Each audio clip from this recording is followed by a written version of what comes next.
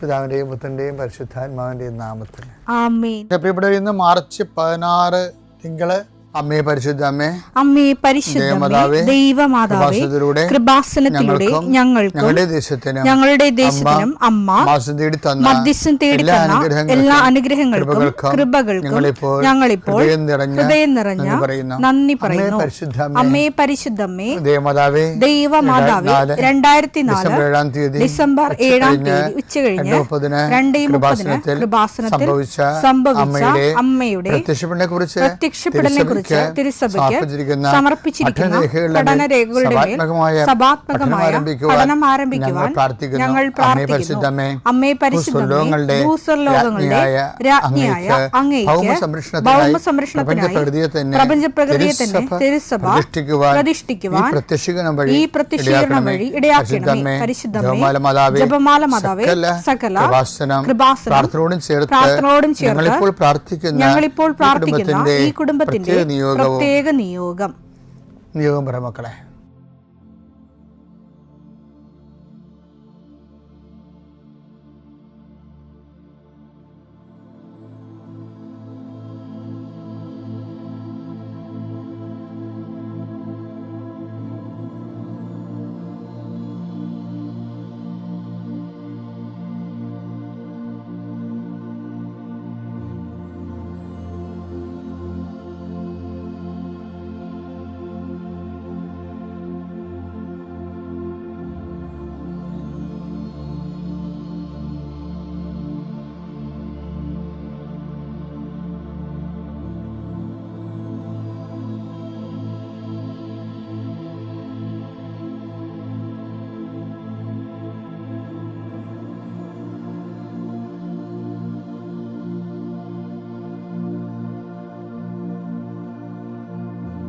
അമ്മയുടെ പ്രത്യക്ഷീകരണത്തിന്റെ ഈ അനുഗ്രഹവേളയിൽ ഞങ്ങൾക്ക് സാധിച്ചു തരുവാൻ കനിയണമേ.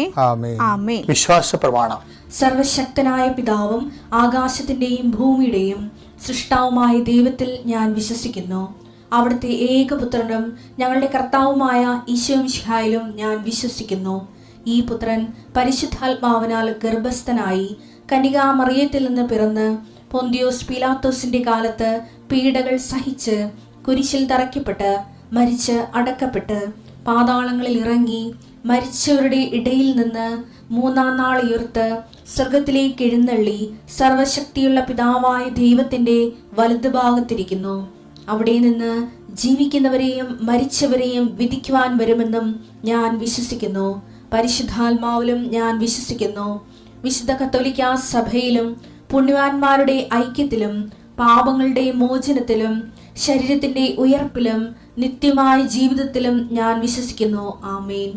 സ്വർഗ്ഗസ്ഥനായ ഞങ്ങളുടെ പിതാവേ, അങ്ങയുടെ നാമം പൂജിതമാകണമേ. അങ്ങയുടെ രാജ്യം വരണമേ. അങ്ങയുടെ തിരുമനസ് സ്വർഗത്തിലെ പോലെ ഭൂമിയിലും ആകണമേ. അന്നു വേണ്ടുന്ന ആഹാരം ഇന്ന് ഞങ്ങൾക്ക് തരണമേ. ഞങ്ങളോട് തെറ്റ് ചെയ്യുന്നവരോട് ഞങ്ങൾ ക്ഷമിക്കുന്നത് പോലെ ഞങ്ങളുടെ തെറ്റുകൾ ഞങ്ങളോടും ക്ഷമിക്കണമേ. ഞങ്ങളെ പ്രലോഭനത്തിൽ ഉൾപ്പെടുത്തരുതേ, തിന്മയിൽ ഞങ്ങൾ രക്ഷിക്കണമേ. ആമേൻ. നന്മ നിറഞ്ഞ മറിയമേ, സ്വസ്തി.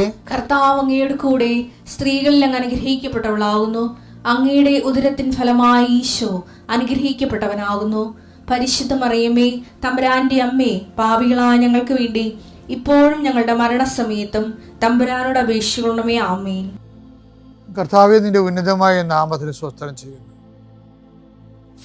കർത്താവേ, നിന്റെ വിശുദ്ധ പൗരോഹിത്യത്തെ മഹത്വപ്പെടുത്തണമേ. കർത്താവേ, സഭയിലുള്ള സാന്നിധ്യം പ്രകടമാക്കണമേ. 40 വർഷം ഞാൻ അർപ്പിച്ച കുർബാനയുടെ യോഗ്യതയെ കൃപാസ്ഥാനത്താറെ ജീവനോടെ പ്രത്യക്ഷപ്പെട്ട പരിശുദ്ധ അമ്മയുടെ മാധ്യസ്ഥത്തിൽ ഞാൻ അങ്ങയുടെ മക്കൾക്ക് വേണ്ടി പ്രാർത്ഥിക്കുന്ന കർത്താവേ, ലോകം മുഴുവനും ഉണർന്നിരിക്കുന്ന സമയത്ത് ഈ പ്രാർത്ഥനയിൽ പങ്കെടുക്കുന്ന ഓരോ മക്കള്, ഇന്ന് കടന്നു പോകുന്ന ഓരോ വഴികള്, ഓരോ ഉദ്യമങ്ങൾ, ഓരോ ജീവിത ലക്ഷ്യങ്ങൾ, അമ്മേ പരിശുദ്ധമേ, ദേവമാതാവേ, കൃപാസ്ഥാനത്താറെ ജീവനോടെ പ്രത്യക്ഷപ്പെട്ട അമ്മയുടെ സാന്നിധ്യം, സഞ്ചാരി മാതാവേ, സമയത്തിൻ്റെ അധികാരി, ഈ മക്കളുടെ കൂടെ പോകണമേ എന്ന് പ്രാർത്ഥിക്കുന്നു. പരീക്ഷയ്ക്ക് പോകുന്നവരെ എല്ലാ കുഞ്ഞുങ്ങളെയും ഞാൻ സമർപ്പിച്ച് പ്രാർത്ഥിക്കുന്നു. പരീക്ഷയ്ക്ക് പോകുന്ന, ഇന്ന് പരീക്ഷ എഴുതുന്ന എല്ലാ മക്കളെയും അവർ പഠിച്ചിരിക്കുന്ന മനസ്സിൽ ഓർത്തിരിക്കാനും ഓർത്തിരിക്കുന്ന പരീക്ഷയെ പ്രതിഫലിപ്പിക്കുവാനും പരീക്ഷ എഴുതുന്ന എല്ലാ മക്കളെയും, പരീക്ഷയ്ക്ക് പഠിച്ചുകൊണ്ടിരിക്കുന്ന മക്കളെയും കർത്താവിൻ്റെ നാമത്തിൽ ആശീർവദിക്കുന്നു. നിങ്ങളുടെ കഴിവിൻ്റെ അപ്പുറം ദൈവത്തിൻ്റെ കൃപ പ്രവർത്തിച്ചുകൊണ്ട് ഉന്നതമായ വിജയം കൈവരിക്കാൻ കർത്താവ് നിങ്ങൾ അനുഗ്രഹിക്കട്ടെ. കർത്താവെ, ജോലിയില്ലാത്തവർ, സാമ്പത്തിക കടങ്ങളിൽപ്പെട്ടിരിക്കുന്നവർ, കലഹങ്ങളുള്ളവർ, കുടുംബത്തിൽ പലതരത്തിലുള്ള വഴക്കുകളും അസമാധാനം നിലനിൽക്കുന്നവർ, രോഗികൾ, പീഡിതർ, ആശുപത്രിയിൽ നിന്ന് ഇതുവരെ പോരാത്തവർ, ഓപ്പറേഷൻ നിശ്ചയിച്ചിരിക്കുന്നവർ, ടെസ്റ്റിന് കൊടുത്തിരിക്കുന്നവർ, കൾച്ചറിന് കൊടുത്തിരിക്കുന്നവർ, ബയോപ്സി കൊടുത്തിരിക്കുന്നവർ, കർത്താവിൻ്റെ ഉന്നതമായ നാമത്തിൽ ദൈവത്തിലെ ഞാൻ മാതാവിൻ്റെ മധ്യസ്ഥത്തിൽ യേശുക്രിസ്തു നിന്നെ ആശീർവദിക്കുന്നു.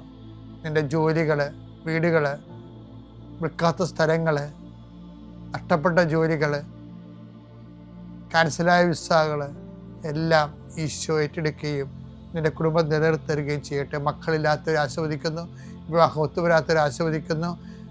റബ്ബറിൽ നിന്നും, കേര കർഷകരിൽ നിന്നും, മത്സ്യത്തൊഴിലാളികളിൽ നിന്നും, തൊഴിൽ നഷ്ടപ്പെട്ടവരെയും വരുമാനം കുറഞ്ഞു പോയവരെയും കർത്താവിൻ്റെ നാമത്തെ ആശീർവദിക്കുന്നു. എൻ്റെ കർത്താവിൻ്റെതുമായ നാമത്തിൽ, സഭയുടെ അധികാരത്തിൽ, കുരിശിൻ്റെ അടയാളത്തിൽ, ദൈവശക്തിയാൽ ഞാൻ നിന്നെ ആശീർവദിക്കുന്നു. എൻ്റെ പ്രിയപ്പെട്ടവരെ, നമ്മുടെ ജീവിതത്തിലെ പലപ്പോഴും നമ്മുടെ ജീവിതത്തെ മുന്നോട്ട് കൊണ്ടുപോകാൻ പറ്റാത്ത രീതിയിൽ പല പ്രതിലോഭ ശക്തികളും ജീവിതത്തിൻ്റെ ഭാഗമായി ചിലപ്പോൾ ശത്രുക്കളുണ്ടാവും, ചിലപ്പോൾ രോഗങ്ങളുണ്ടാവും, ചിലപ്പോൾ വലിയ കടങ്ങളുണ്ടാവും, ചിലപ്പോൾ മോശം സിറ്റുവേഷൻ ഉണ്ടാവും. എവിടെ ചെന്നാലും നമുക്കെതിരെ കുറ്റം പറച്ചിലും നമ്മൾ ഒഴിവാക്കലും ഒറ്റപ്പെടുത്തലും അങ്ങനെയൊക്കെ പല വിഷയങ്ങളുണ്ടാവും. അപ്പോൾ നമുക്ക് തോന്നുന്നു ജീവിക്കാൻ പറ്റാത്ത അവസ്ഥയിലായല്ലോ എന്ന് നമ്മൾ അങ്ങനെ ചിന്തിച്ചു പോകും മനുഷ്യൻ. അപ്പോൾ കർത്താവിൻ്റെ വചനം നമുക്ക് തരുന്ന ഒരു പോംവഴിയുണ്ട്, ഒരു സൂപ്പർ പോംവഴിയാണത്. എന്താണ്? സങ്കീർത്തനം 110:1. കർത്താവ് എൻ്റെ കർത്താവിനോട് അരുൾ ചെയ്തു, ഞാൻ നിന്റെ ശത്രുക്കളെ നിന്റെ പാദപീഠമാക്കുവോളം നീ എൻ്റെ വലതുഭാഗത്തിരിക്കുക. അത് എനിക്ക് എന്നെ വല്ലാത്ത സ്വാധീനിച്ചിട്ടുള്ളൊരു വചനമാണത്. കാര്യം ജീവിതം ഇങ്ങനെ ഇന്നിപ്പം കൃപാസനം വളരെയേറെ കൃപയിലും വളരെ സന്തോഷത്തിലൊക്കെ പോകുന്നൊരു കാലഘട്ടം. പക്ഷെ ഇതിന് കയ്പിൻ്റെ വല്ലാത്തൊരു മുള്ളിൽ കൂടി നടന്നിട്ടുള്ള സർവ് ചെയ്യാൻ പറ്റുമോ ഇല്ലയോ എന്ന് അകത്തും പുറത്തും പ്രശ്നം ഉണ്ടായിരുന്നൊരു കാലഘട്ടത്തുണ്ട്. ആ കാലഘട്ടത്താണ് ഞങ്ങൾ അഖണ്ഡ ജപമാലയൊക്കെ അമ്മ എടുത്ത് കയ്യിൽ തന്നത്. മകനെ, ഇത് ചൊല്ലിക്കൊണ്ടിരുന്നാൽ മതി, നീ ഇനി വേറെ ആവശ്യമില്ലാത്ത കാര്യങ്ങളെക്കുറിച്ച് തലയിടുകയോ അഭിപ്രായം പറയുകയോ വിഷമിക്കുകയോ കിടന്നുറക്കമില്ലായിരിക്കുകയോ ചെയ്യരുത്. അപ്പോൾ ഞങ്ങൾ എന്ത് ചെയ്ത് പ്രാർത്ഥനയുടെ ദൈർഘ്യങ്ങൾ കൂട്ടി. അത് ഞങ്ങൾ കൂട്ടിയതല്ല, അമ്മ തക്ക സമയത്ത് തന്നതാണ്. ഒരു കൊല്ലം മുഴുവനും 2003 തൊട്ട് 2004 വരെ ഒരു കൊല്ലം മുഴുവനും രാത്രിയും പകലും ഇമവെട്ടാതെ ജപമാല ചൊല്ലിക്കൊണ്ടേയിരുന്നു. അപ്പം ഞാൻ ഇടവകയിലും കൊണ്ടിരിക്കും, ഇടവകയിലായിരുന്നു ഞാനന്ന്. ഞാൻ കൃപാസനത്തിൽ വരും പോകും, ഇങ്ങനെ വന്നും പോയി നിൽക്കുന്നു. അപ്പം ഇവിടെ അത് അണമുറിയാതെ നടന്നുകൊണ്ടിരിക്കണം. അപ്പം എന്ത് പറ്റി? അവസാന വിഷയമായപ്പോൾ അമ്മ, അതിൻ്റെ അവസാനത്തിലാണ് അമ്മ പ്രത്യക്ഷപ്പെടുന്നത്. അതൊരു 2004 ഒക്ടോബർ മാസം 25-ാം തീയതിയാണത് തീരണത്. പിന്നെ ഉടനെ 2004 ഡിസംബർ 7 അമ്മ പ്രത്യക്ഷപ്പെട്ടു. അപ്പോൾ ഇതിൻ്റെ വിഷയം വെച്ചാൽ ചില സമയത്ത് ഇതുപോലെ കലുഷിതമായ അന്ന് how to move, how to survive എന്നതിനെക്കുറിച്ച് എനിക്ക് ഭയങ്കര ആശയക്കുഴപ്പങ്ങളുണ്ടായിരുന്നൊരു കാലഘട്ടമാണത്. കാര്യം കടലോരത്തിലെ ജോലി കഴിഞ്ഞ് ശുശ്രൂഷ കഴിഞ്ഞ് തിരികെയും ചെയ്തു. കൂടെ ഉണ്ടായിരുന്ന 13 പ്രവർത്തകരും പോയി. അന്നുണ്ടായിരുന്ന സ്ഥലങ്ങളും എല്ലാ കാര്യങ്ങളും രൂപതയെ ഏൽപ്പിക്കുകയും ചെയ്തു. പിന്നെ സ്വാസ്ഥ്യമില്ല, ആളുമില്ലാത്ത രീതിയിലായി. പക്ഷേ ശുശ്രൂഷ ചെയ്യാൻ മാതാവ് ശക്തമായി നിർബന്ധിക്കുകയും ചെയ്യുന്നുണ്ട്. അപ്പോൾ അതാണ് വിഷയം. ആസ്തിയില്ല, ആളുമില്ല. നമുക്ക് എന്തെങ്കിലും പ്രവർത്തിക്കണമെങ്കിൽ ആസ്തിയും ആളൊക്കെ വേണ്ടേ? അത് രണ്ടും ഇല്ല. പിന്നെ ഞാനാണെങ്കിൽ വലിയൊരു ഇടവക, 1000-800 വീട്ടുകാരുടെ ഇടവകയിൽ വികാരിയുമായി. എനിക്ക് അസിസ്റ്റൻറ്റും ഇല്ല. അപ്പോൾ ആവശ്യത്തിന് കല്യാണവും മരണം ഭേദപാടവും സംഘടനകളും എല്ലാം അതിൻ്റെ വഴി എങ്ങനെ നടക്കും? അതെല്ലാം ഒറ്റയ്ക്ക് ചെയ്യണം. അതിൻ്റെ ഇടക്കാണിത് ഈ വിഷയം ചെയ്യണത്. ചില സമയത്ത് നമ്മൾ വിഷമിച്ചു പോകും ശരിക്കും. എന്നാലും നമ്മൾ ദൈവം ആ സമയത്ത് ആ പള്ളിയിലിരിക്കുമ്പോഴാണ് ആദ്യമായിട്ടൊരു മനുഷ്യൻ കൊണ്ടുവന്ന്. ഞാനൊരു ദിവസം പള്ളിയെ അതിക്ക് ഒരു സന്ധ്യയ്ക്ക് ഇതുപോലെ വർക്കെല്ലാം കഴിഞ്ഞ് തലയും കറങ്ങി വരുമ്പോഴുണ്ട് എൻ്റെ പള്ളിയുടെ വാതിക്ക് ഞാൻ അവിടെ ചാർജ് എടുക്കാൻ ചെല്ലുമ്പോഴുണ്ടല്ലോ, ഇത് ആലപ്പുഴ 8 കിലോമീറ്റർ തെക്ക് പടിഞ്ഞാറ് പള്ളി, പാടക്കൽ പള്ളി. ഞാനവിടെ ചെല്ലുമ്പോൾ ആദ്യമേ ചെയ്തത് എന്താ വെച്ച് കഴിഞ്ഞാൽ, ഞാൻ പോകുന്ന പള്ളിയിൽ നിന്ന് അതേ തൈക്കപ്പള്ളിയിൽ നിന്ന് അങ്ങോട്ട് പോകണത്, ചേർത്തല്ല തൈക്കപ്പള്ളി. അപ്പോൾ അവിടെ ഒരു 5-6 കൊല്ലം അവിടെ വർക്ക് ചെയ്തിട്ടുണ്ട്. അപ്പോൾ ആ വർക്ക് ചെയ്ത് ട്രാൻസ്ഫർ ആയപ്പോൾ നാട്ടുകാർ, അവിടെ കമ്മിറ്റിക്കാർ ചോദിച്ച്, അച്ഛന് എന്താണ് ആവശ്യം, അച്ഛൻ എന്താണ് ഇല്ലാത്തതെന്ന് എന്നോട് ചോദിച്ചു. അച്ഛന് എന്താണ് ആവശ്യം, അച്ഛന് എന്താണ് ഇല്ലാത്തതെന്ന് അവരെന്നോട് ചോദിച്ചു. അപ്പോൾ ഞാൻ പറഞ്ഞ്, എനിക്ക് മാതാവിൻ്റെ ഒരു വലിയ പടം വേണം, അതേ ചോദിച്ചോളൂ. അല്ലാതെ ഫ്രിഡ്ജ്, TV, അന്ന് TVക്കൊക്കെ ഭയങ്കര ഡിമാൻഡുള്ള സമയമാണ്, ഒന്നും ചോദിച്ചില്ല. ഞാൻ പറഞ്ഞു, എനിക്ക് മാതാവിൻ്റെ ഒരു പടം വേണം. അപ്പോൾ ഞാൻ മാതാവിൻ്റെ പടം കാണിച്ചു കൊടുത്തവർക്ക്, മജ്ജ് ഗോറയിലെ മാതാവ്. അപ്പോൾ ആ പടം കാണിച്ചു കൊടുത്തപ്പോൾ ആ പടം അവർ എറണാകുളത്ത് പോയി വലിയ പടം വാങ്ങിച്ചു കൊണ്ടുവന്ന്, അന്ന് ഇതുപോലെ ഫ്ലക്സൊക്കെ വലുതാക്കാൻ പറ്റത്തില്ലായിരുന്നു. പടം ഫോട്ടോ ഇത് പാടായിരുന്നു, അത് ഞാൻ പറഞ്ഞ ഒരു സൈസ് എടുക്കാൻ. ആ സൈസിലെടുത്തിട്ട് അത് ഫ്രെയിം ചെയ്ത് കൊണ്ടുവന്ന് എനിക്ക് തന്നു.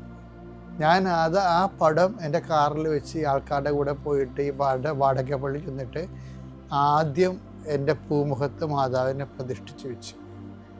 എന്നിട്ടാണ് ഞാൻ അകത്ത് കയറണത്. അതിൻ്റെ അകത്ത് അതായത്, ഞാൻ നിൻ്റെ ശത്രുക്കളെ നിൻ്റെ വലതുഭാഗത്ത് നിൻ്റെ കാൽച്ചുവട്ടിൽ ആക്കുന്നവരെ നീ എൻ്റെ വലതുഭാഗത്തിരിക്കാൻ പറയും.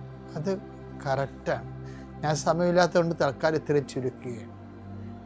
അതിനുശേഷമാണ് കൃപാസനത്തിൻ്റെ 2ാം ഘട്ടം തുടങ്ങുന്നത്. അതാണ് നമ്മൾ ഇന്ന് കാണുന്ന അവസ്ഥയിലെത്തിയിരിക്കുന്നത്. അപ്പോൾ ഇതിനൊരു 0- പോയിൻ്റ് ഉണ്ടായിരുന്നു. അന്ന് കൂടെ ഉണ്ടായിരുന്നത് അമ്മയിലുള്ള വിശ്വാസവും നീണ്ട ജപമാലകളുമാണ്.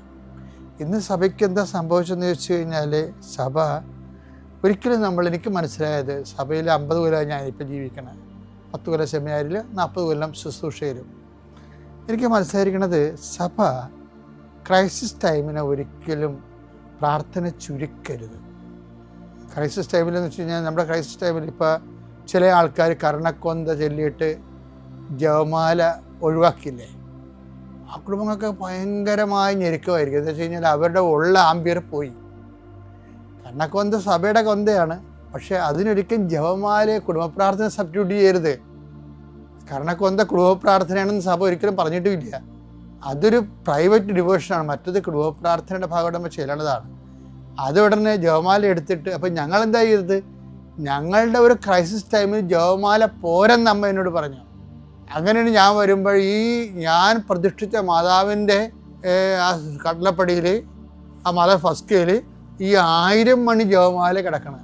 അത്ഭുതമായിട്ട് കിടന്നൊന്നുമല്ല. സീവറെന്ന് പറഞ്ഞൊരു സഹോദരൻ എന്നെ കാണാൻ വന്നപ്പോൾ ഏതോ ഒരു ധ്യാന കേന്ദ്രത്തിൽ പോയി പ്രാർത്ഥിച്ചപ്പോൾ അവിടെ അത് സ്വീകരിക്കത്തില്ലെന്ന് പറഞ്ഞു. ഒരു ബ്രദറിൽ നിന്ന് പ്രാർത്ഥിച്ച ബേവിച്ചൻ ശാന്തംപാറ, ആ ധ്യാന കേന്ദ്രത്തിൽ ഇരുന്ന് അദ്ദേഹം പ്രാർത്ഥിച്ചപ്പോൾ അവിടെ അത് സ്വീകരിക്കത്തില്ല എന്ന് പറഞ്ഞുകൊണ്ട് റിജക്റ്റാക്കി, അദ്ദേഹത്തെ പറഞ്ഞു വിട്ടു അവിടെ നിന്ന്. അപ്പോൾ അദ്ദേഹമാണ് ഈ ജപമാല കൊടുത്തത്. അദ്ദേഹം എന്നെ കൊണ്ടുവന്ന് തരാൻ വേണ്ടി അമ്മ പറഞ്ഞു. എൻ്റെ അടുത്തപ്പോൾ ഞാനില്ല, ഞാൻ വരുമ്പോൾ കിടക്കണത് ആളുമില്ല, ജപമാല കിടപ്പുണ്ട്. ഞാൻ അവിടെ എടുത്ത ജപമാല പിറ്റേ ദിവസം ഒരു ആത്മഹത്യ നടന്ന് എൻ്റെ ഇടവക. അപ്പോൾ എനിക്ക് ഭയങ്കര സങ്കടമായി. എന്നെ പരിചയമുള്ളതല്ല, വേറെ ഒരു ഇടവകയിൽ നിന്ന് ആ ബന്ധു വീട്ടിൽ വന്ന് അവിടെ അടുക്കളയ്ക്ക് ഒരു ആത്മഹത്യ ചെയ്തതാണ്. അപ്പം ഞാൻ പോയി ആ അടുക്കളയിൽ ചിലപ്പോൾ ഇയാൾ തൂങ്ങി നിൽക്കുകയാണ്. പിന്നെ ഞാൻ പോലീസ് വരണവരെ അവരെ സഹായിച്ച് അവിടെ നിന്ന് പോലീസ് വന്ന് ബോഡിയും കൊണ്ട് പോയി, മാസ്റ്റർ കഴിഞ്ഞു. അതിനുശേഷം പിന്നെ ഞാൻ വന്ന് പള്ളിയിലേക്ക് നടന്നു വരിക റോഡിൽ കൂടി. അപ്പോൾ മാതാവിൻ്റെ കുരിശടിയാണ് വാതിക്കൽ. ഞാൻ അവിടെ വന്നപ്പോൾ ഗംഭീര മഴ വന്നു. ഗംഭീര മഴ മുഴുവനും 1 മണിക്കൂർ പെയ്യണ മഴ മുഴുവനും ഗംഭീര മഴ. ഞാൻ അതിൻ്റെ അകത്ത് കുരിശടിയത്ത് ഇരുന്ന് ജപമാലയില്ല ചെയ്യണം ആ മഴയത്ത് മുഴുവനും. മഴ കഴിഞ്ഞ് ഞാൻ പുറകോട്ട് നോക്കിയപ്പോൾ വേറെ ഒരു ചേട്ടൻ നിൽക്കണം, പരിചയമുള്ളതാണ്, ജോൺ ചേട്ടൻ എന്ന് പറയും, കുളമ്പുകാട്. അദ്ദേഹം ഇപ്പോൾ അവിടെ ആ നാട്ടിലില്ല, ഇപ്പോൾ വേറെ വെള്ളാടക്ക് പോയി. അദ്ദേഹത്തിനെ കണ്ടപ്പോൾ ഞാൻ ചോദിച്ചു, ചേട്ടാ എന്ത് വിശേഷം, ഇപ്പോൾ ഒന്ന് ചേട്ടാ, ഞാൻ അറിഞ്ഞില്ല ഇങ്ങനെ വന്നത്. അപ്പോൾ ഞാൻ അച്ഛാ ഞാൻ ധ്യാനം കഴിഞ്ഞ് വരികയാണ് എന്നിട്ട് പറഞ്ഞ് അദ്ദേഹം എന്നിട്ട് ഞാൻ പറഞ്ഞ്, ഒരു ജപമാല വന്നിട്ടുണ്ട്, ഇത് നീണ്ടതാണെന്നേ ഉള്ളൂ, നമുക്കൊന്ന് ചെല്ലാൻ പറ്റുമെങ്കിൽ നല്ലതായിരുന്നു. നമുക്ക് ചെല്ലാമല്ലോ അച്ഛാ. പുള്ളി എൻ്റെ ഇവിടെ വന്നിട്ട് ഈ ജപമാല വാങ്ങിച്ചുകൊണ്ട് പോയിട്ട് വേറെ ഒരു ചേട്ടനുമായിട്ടിരുന്നുണ്ട് അത് ആൻ്റണി എന്താ എന്നിട്ട് ഈ പള്ളി മാതാവിൻ്റെ അടുത്തിരുന്നാണ് ജപമാല ചൊല്ലി, ഈ 1000 മണിയുടെ ജപമാല. അപ്പം എനിക്ക് മനസ്സിലായി. അപ്പം പുരുഷന്മാർ 5-6 പേരെ കിട്ടി. ഞാൻ അവരെയും കൊണ്ട് കൃപാസനത്തിൽ വന്നു. പിന്നെ കൃപാസനത്തിൽ ഇരുന്ന് ഒരു കൊല്ലം മുഴുവൻ ചെല്ലിയ ചരിത്രമാണ് ഈ പറയണത്. എന്ന് വെച്ച് കഴിഞ്ഞാൽ ഏറ്റവും ക്ലേശകരമായ കാലങ്ങളിൽ പ്രാർത്ഥനയുടെ വെട്ടിച്ചുരുക്കുകയല്ലേ ചെയ്യേണ്ടത്. നിങ്ങൾ പലരും കുടുംബത്തിൽ കാണിക്കാൻ മണ്ടത്തരമാണ്. നിങ്ങൾ എന്തെങ്കിലും കുടുംബത്തിൽ കലഹങ്ങളോ പ്രയാസങ്ങളോ ഉണ്ടെങ്കിൽ ഉടനെ നിങ്ങൾ പറയും ഇന്ന് 10 മണി, ഇന്ന് ഒരു രഹസ്യം ചെല്ലിയാൽ മതി, ഇന്ന് കൊന്തട. അതിനാൽ ആ കുടുംബത്തിൻ്റെ നടുവൊടിഞ്ഞു പോകും. അത് പരിശുദ്ധാത്മാവില്ലാത്തത് കൊണ്ട്. അങ്ങനെ പരിശുദ്ധാത്മാവില്ലാത്ത പണ്ടാരങ്ങൾ വീടുകളിലുണ്ടല്ലോ ഒത്തിരി. അവർ കയറി പറയും ഇന്ന് ഒരു രഹസ്യം ചെല്ലിയാൽ മതി എന്ന് പറയും. അങ്ങനെ ചുരുക്കി ആ കുടുംബത്തിനെ ഒതുക്കിക്കളയും. വിശ്വാസം തന്നെ പ്രവർത്തിക്കുന്നതാണ്. എപ്പോഴും ഓർത്തേക്കണം, ശത്രുക്കളുണ്ടായ ഞാൻ നിൻ്റെ ശത്രുവിനെ നിൻ്റെ കാൽപ്പിടി ഞാൻ ആക്കും എപ്പോഴെങ്കിലും. അതുവരെ നീ എൻ്റെ വലത് ഭാഗത്തിരിക്കണം. ആത്മാവിൽ നിറഞ്ഞ് കൃപയിൽ പ്രാർത്ഥനയിൽ. പിതാവിൻ്റെയും പുത്രൻ്റെയും പരിശുദ്ധാത്മനാമം.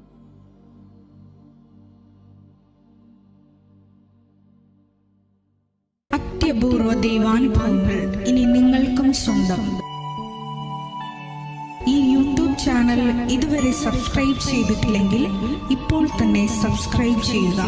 ഈ വീഡിയോ ഇപ്പോൾ തന്നെ നിങ്ങളുടെ സുഹൃത്തുക്കൾക്ക് ഷെയർ ചെയ്തുകൊണ്ട് കർത്താവിൻ്റെ പ്രേക്ഷിതരാകുക.